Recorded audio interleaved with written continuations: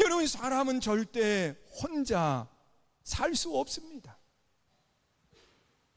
또한 사람들이 행복하고 건강하게 살기 위해서는 이 관계를 잘 맺어야 된다는 거예요.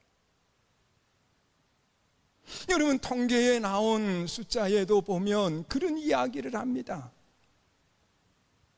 이 노년에 행복이 있고 건강하게 사는 사람들을 보면 그 주변에 좋은 친구가 있다는 거예요. 여러분, 좋은 친구는 함께 생활했던 사람이고 함께 걸어가는 사람을 이야기하는 겁니다. 내가 지나오면서 오랜 시간 함께 했던 사람들을 이야기하는 거예요. 그리고 함께 걸어가야 되는 사람을 말하는 거예요. 이런 좋은 친구가 내게 있을 때 그 사람의 행복도가 높아진다는 거예요. 그 사람의 건강이 좋아지더라는 거예요. 그러나 반대로 갇힌 생활을 하고 나만 생각하는 삶을 살아가는 사람들을 보면 아무리 많은 것을 가지고 있어도 그 사람은 행복한 삶을 살지 못하더라는 겁니다. 그리고 생활 속에 건강함을 잃어버리는 그런 모습을 갖더라는 거예요. 여러분, 함께 살아가는 세상 속에서 우리가 갖추어야 될 아름다운 덕목이 뭐냐고 하면 너그러움이에요. 너그러움이에요. 이 너그러움을 그렇게 표현합니다. 영어로 보면 빅 하트 그랬어요. 넓은 큰 마음을 이야기해요. 여러분, 우리가 살아가는 여정 속에 이 마음이 좀 커야 되는데 마음이 너무 조그마하면 안 돼요.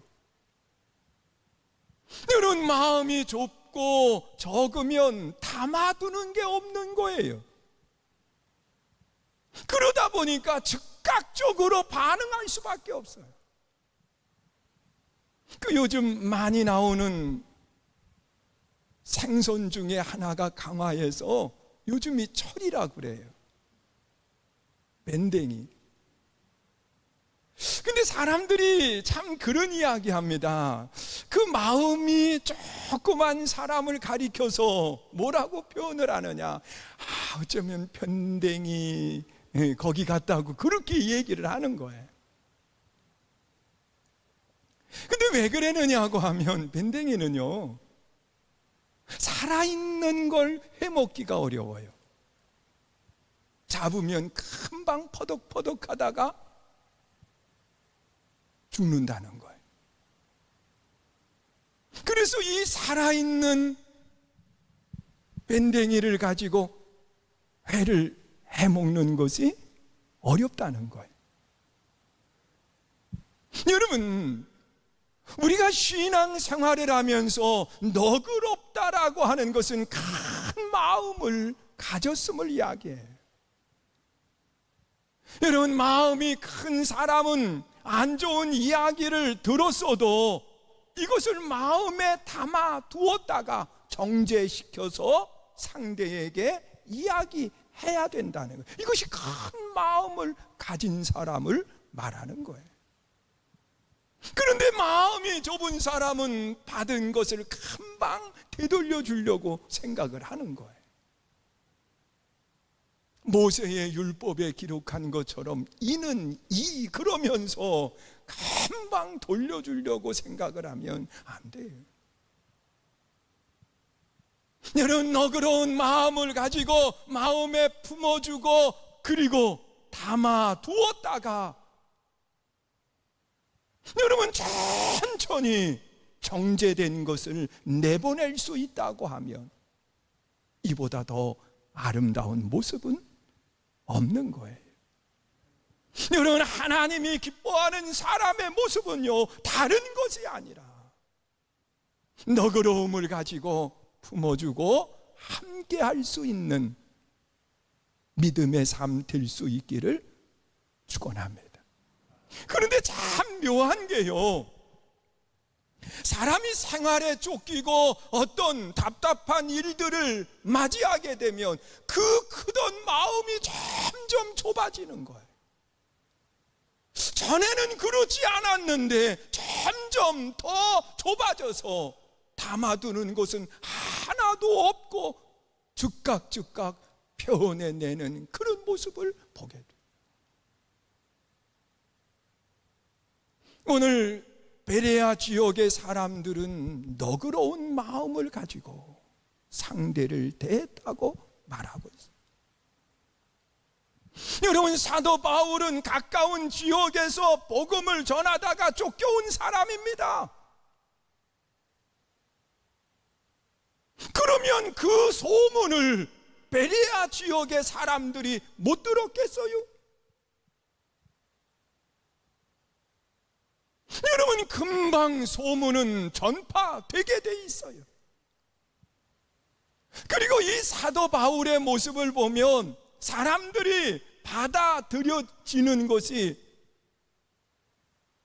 이 방해가 되는 몇 가지의 요소들을 이 사도 바울은 가지고 있었어요.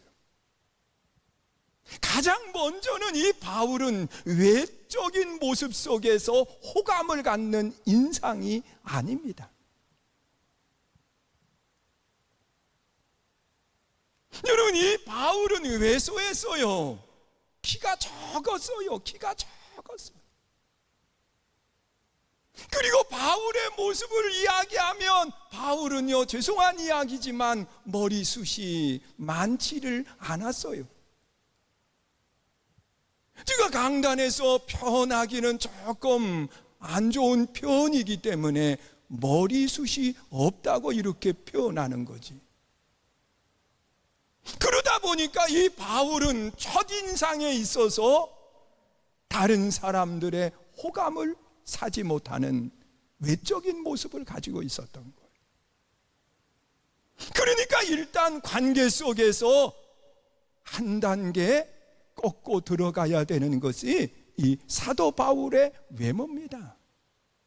그런데 우리 성도님들을 이렇게 잘 보면은요, 오, 수화가족이 앉아있네. 맞죠? 마스크를 써서 몰라봤어요. 이야, 중학생 되더니 찬양대였어. 너무 보기 좋네요. 여러분, 우리 성도님들을 이렇게 보면 외적인 면에 있어서 이미 많은 점수를 가지고 들어가요. 귀돌도 크시지요. 순하게 생기셨지요. 다 보면, 그래서 이 외적인 모습에 있어서 이미 점수를 가지고 들어가는 거예요. 근데 바울은 안 그랬어요. 그리고 또한 이 바울은 서신서에 나타나 있는 말씀을 보면 지적으로 얼마나 풍성한지 몰라요. 여러분, 이 지적으로 많은 것을 가지고 있지만 이것을 표현해내는 것이 뭐냐? 언어입니다. 그런데 이 바울은 자신이 가지고 있는 그 풍성함을 언어를 통해서 풀어낼 수 있는 그것이 부족했어요. 말을 못했어요. 그러다 보니까 이 가지고 있는 것을 겉으로 표현해내는 데 있어서 많은 어려움이 있었던 것이 이 바울의 모습입니다. 그래서 고린도후서 11장 6절에 보니까 바울은 그렇게 이야기해요. 내가 비록 말에는 부족하나 지식에는 그렇지 아니하니 이것을 우리가 모든 사람 가운데서 모든 일로 너희에게 나타내었노라. 여러분, 말에 있어서 바울은 부족하지만 지식에 있어서만큼은 뒤지지 않는 것이 바울의 모습이에요. 어느 사람이 그런 이야기를 하더라고요. 말을 더듬는 사람은요, 이 지식적으로 많은 것을 가지고 표현해야 되는데 말이 따라오지 못해서 이게 더듬게 되는 거라고 말하고 있어요. 어느 사람이 이제 남자분인데 여자분을 사귀게 됐어요. 근데 이제 여자를 만나서 대화를 나누는데 이게 말을 좀 더듬는 거예요. 그러니까 이제 여자친구가 물어봤어요. 그 남자친구에게 늘 말을 더듬느냐고. 그랬더니 절대로 아니라고. 나는 말할 때만 더듬는다고. 그렇죠. 늘 더듬나요? 말할 때만 더듬는 거죠. 그런데 바울이 말에 있어서 참 부족했어요. 자신이 담고 있는 그 지적인 것을 표현할 수 있는 능력이 부족하다 보니까 손해가 되는 거예요. 그리고 말을 잘못하는 사람을 보면 일단 사람들이 낮게 평가하는 그런 모습을 찾아보게 돼요. 그리고 이 바울에게 세 번째 약점이 있었는데 그것이 뭐냐고 하면 가지고 있는 지병이 있었어요. 이 바울은 말씀을 전하다가 그 병이 도발을 하면 쓰러지는 거예요. 그러면서 고통 가운데에 일어나지를 못해요. 여러분 생각해 보세요. 하나님의 말씀을 전하는 사람이 말씀을 전하다가 쓰러져서 거품을 흘려요. 고통하는 모습을 보여줘요. 그러면 성도들이 뭐라고 이야기하겠어요? 야, 참. 그러면서 칭찬하겠느냐는 거예요. 여러분, 저도 지난주에 몸이 많이 안 좋아서.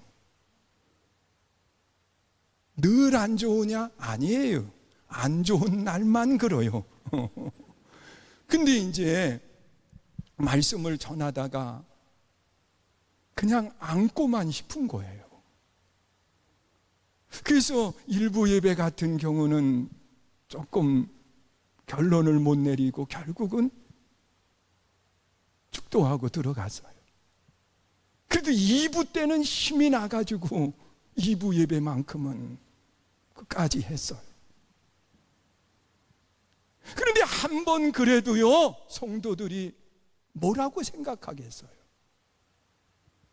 한 번쯤은 그냥 덮어줄 수 있고 넘어갈 수 있지만 이것이 반복되다 보면 안 좋은 모습을 갖게 되는.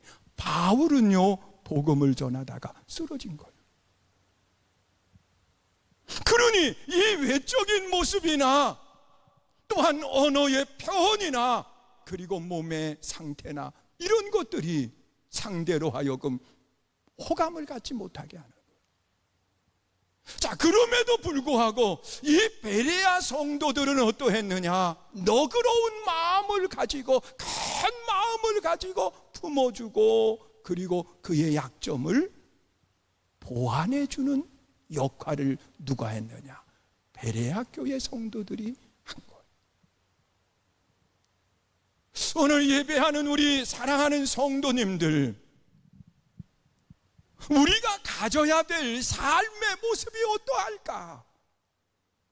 여러분, 내가 대하는 이 사람들과 어떤 관계를 맺으면서 살아야 될까?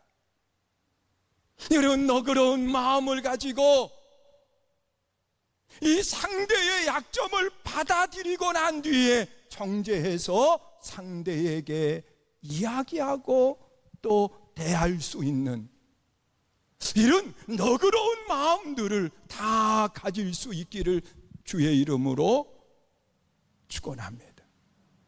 그런데 그런데 사람들이 이 너그러움을 빼앗길 때가 있어요. 그때는 언제냐? 너무 세상 것에 분주하면 너그러움을 잃어버리게 돼요.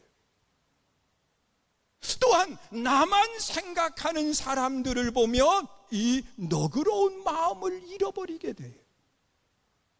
우리는 항상 내 입장에서만 생각하는 것이 아니라 우리 상대의 입장에서 생각하고, 또한 상대의 입장에서 함께 할 수 있는 너그러운 분들이 될 수 있기를 주님의 이름으로 축원합니다. 여러분, 우리가 지금 참 어려운 시대에 생활하고 있잖아요.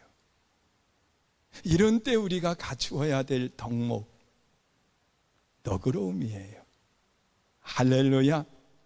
그리고 두 번째로 이 데살로니가 지역의 사람들의 신앙에 대한 이야기를 하고 있습니다.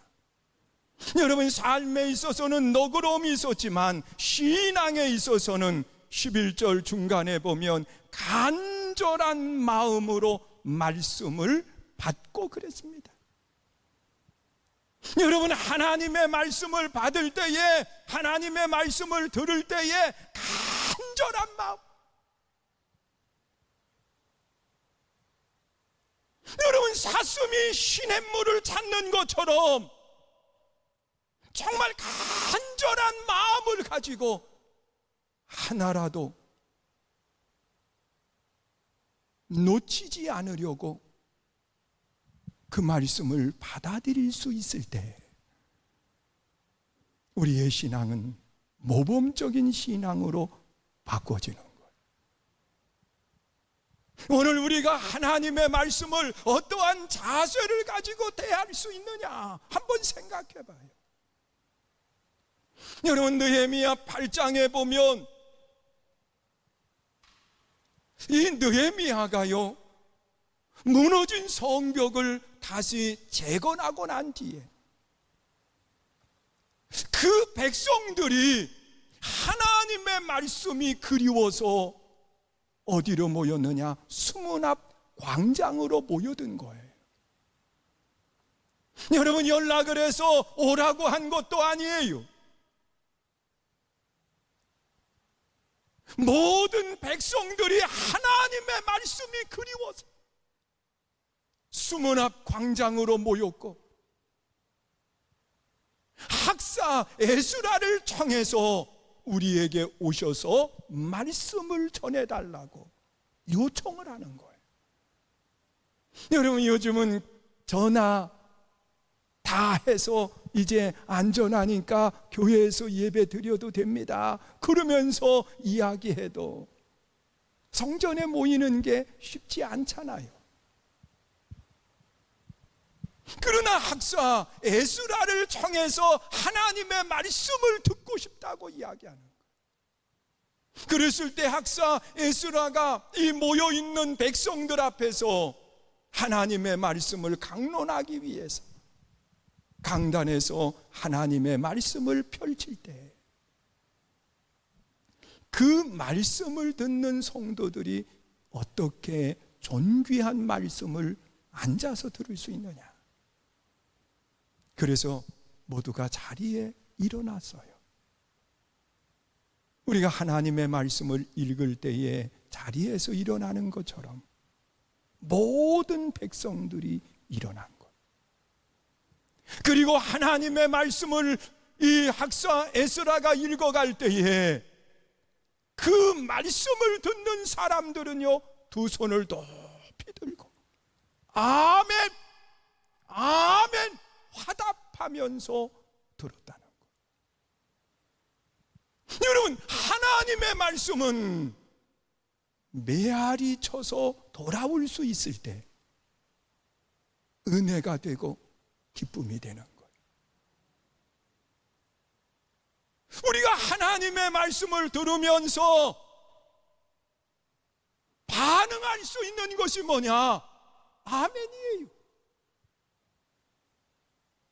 우리 한번 잃어버린 아멘을 다시 찾을 수 있기를 축원합니다. 이렇게 해서는 안 돼요. 더 크게 할렐루야. 믿으세요? 우리가 하나님의 말씀을 들으면서 지금처럼 아멘, 아멘 화답하며 들을 때 그 말씀이 내 안에 배가 되는 역사가 일어나는 거예요. 여러분, 사모함이라고 하는 것이 뭐예요? 여러분, 사모하는 사람은 반응하게 돼 있어요. 여러분, 사모하는 사람은 집중하게 돼 있어요. 여러분, 하나님의 말씀을 들으면서 그 말씀에 집중하고 그 말씀에 반응할 때 역사는 일어나는 거예요. 저는 목회하면서 늘 감사하는 것 중에 하나가, 우리 성도님들은 말씀 들으면서 조시는 분들이 없어요. 다 집중하고 하나님의 말씀을 듣는 게 얼마나 행복한지 몰라요. 그리고 또한 이 베레아 지역의 성도들은 어떤 신앙을 가졌느냐? 하나님의 말씀을 듣고 난 뒤에 이 말씀의 뜻이 무엇인지 다시 한번 그 말씀을 되새기는 거예요. 그래서 본문 하반절에 보니까 11절 그렇게 이야기해요. 이것이 그러한가 하여 날마다 성경을 상고했다 그랬습니다. 여러분, 우리가 하나님의 말씀을 들었으면 이 들은 말씀을 가지고 정말 이 말씀이 그러한가 다시 한번 되뇌이면서 그 말씀을 받을 수 있어야 돼요. 우리가 지난 한 주간 레위기에 있는 말씀을 나누고 읽었는데요, 그 말씀 속에 보면 먹을 수 있는 고기가 있다는 거예요. 그것이 뭐냐? 되새김질하고 굽이 갈라져야 된다. 어느 분은 그것을 가지고서는 그렇게 해석도 해요. 이 되새김질을 한다고 하는 것은 하나님의 말씀을 들었으면 다시 한번 되새김질해야 된다는 거예요. 그리고 굽이 갈라졌다고 하는 것은 우리가 세상을 살아가면서 구별된 삶이 돼야 된다는 거예요. 세상과 하나가 돼서 짝짝꿍하면서 살아가는 것이 아니라 예수 믿는 사람으로 분명하게 갈라져 있어야 된다는 거예요. 믿으세요? 여러분, 이 삶에 있어서 하나님의 말씀을 묵상하고 그리고 또한 그 말씀이 정말 내 삶을 바꾸어 갈 수 있는 살아있는 말씀, 행동하는 말씀이 될 수 있어야 돼요. 이것이 이 베레아 교회의 아름다운 성도의 믿음입니다. 사랑하는 성도 여러분, 생활에 있어서는 너그러운 마음이 있어야 돼요. 여러분, 너그러움은 큰 마음을 가지고 상대의 것을 받아서 내 안에 놓고 정제된 것을 가지고 상대를 대할 수 있는 것, 이것이 너그러움의 모습이에요. 그리고 또한 신앙에 있어서는 하나님의 말씀을 사모하고 하나님의 말씀을 내 심령 속에 받아들일 수 있어야 돼요. 그리고 또한 이 말씀을 다시 한번 상고하고 생각하고 묵상하면서 이 말씀이 내 삶을 바꾸어가는 살아있는 말씀이 되게 해야 돼요.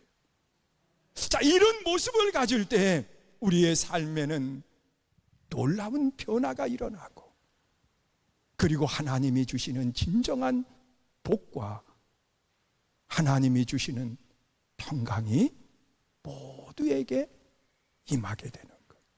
이 복이 있기를 주의 이름으로 축원합니다.